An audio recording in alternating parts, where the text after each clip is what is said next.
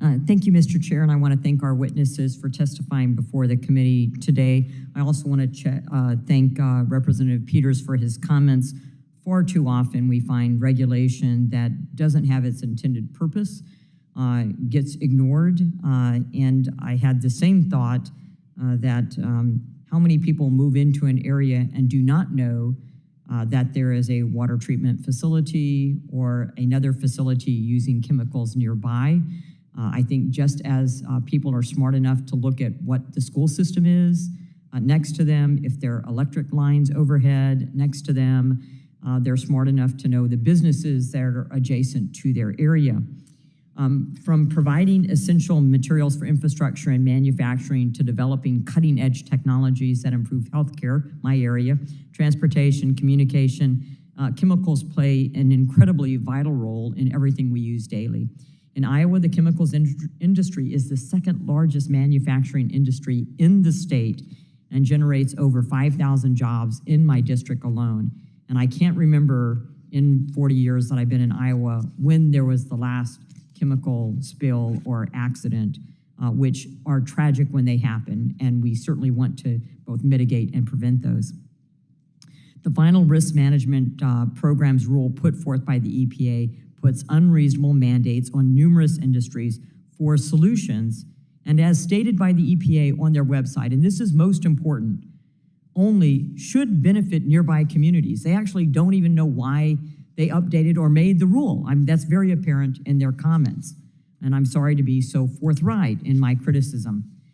Among other onerous mandates, this rule would require that some facilities conduct a safer technology and alternative assessment analysis, STA analysis. This analysis would be required as part of a process hazard analysis, PHA.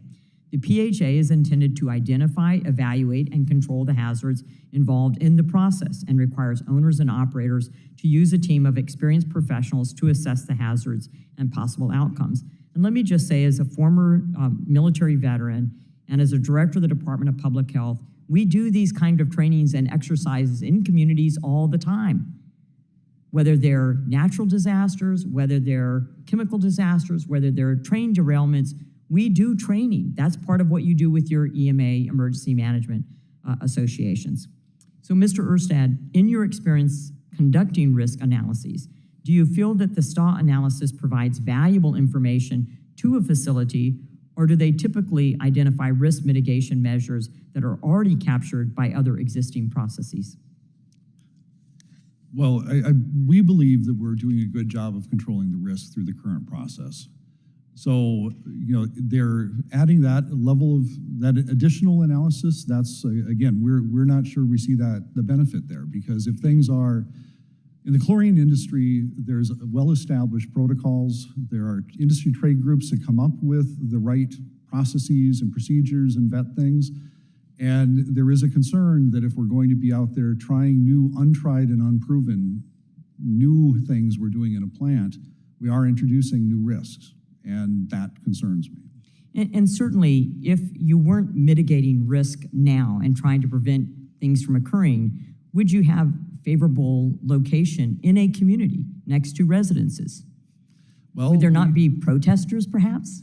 Well, we try to locate in places where we don't have that, because we want to mitigate any potential effects. So to mitigate risk, you're careful about location. You're also careful about working within the community to be able to prevent and mitigate risks should they occur. And we want good relations with local first responders. We want people to be able to come into our sites if there ever were an incident, and we want good relations with neighbors. And do you have an estimate on how much it would cost your company to hire outside expertise to conduct a STA?